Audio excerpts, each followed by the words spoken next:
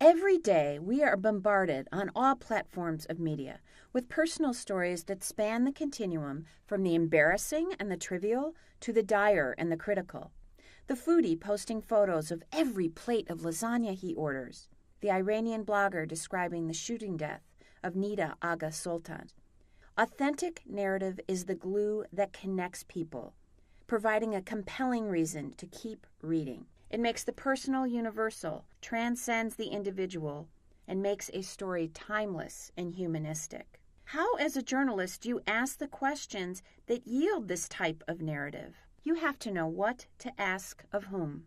First, you need to understand that every piece of journalism requires a trifecta of sourcing.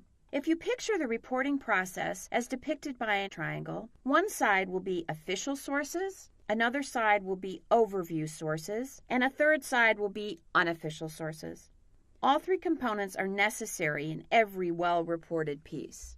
The first side has official sources. Those are the people with titles and expertise who own the company, are spokespeople for the movement. They tell you the numbers and the answers to how much, how many, where, when, and who.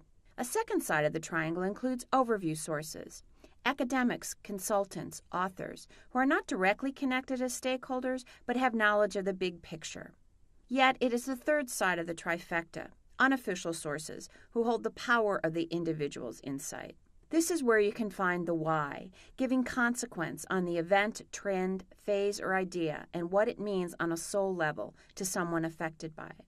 So how do you mine for the gems, identifying what is compelling from what is chatter? You ask surprising questions. To achieve the complicated, fragile human connection, you regard the stories of every subject as sacred. Realize that an anecdote is oxygen that breathes life into a gray story of exposition, facts, and data.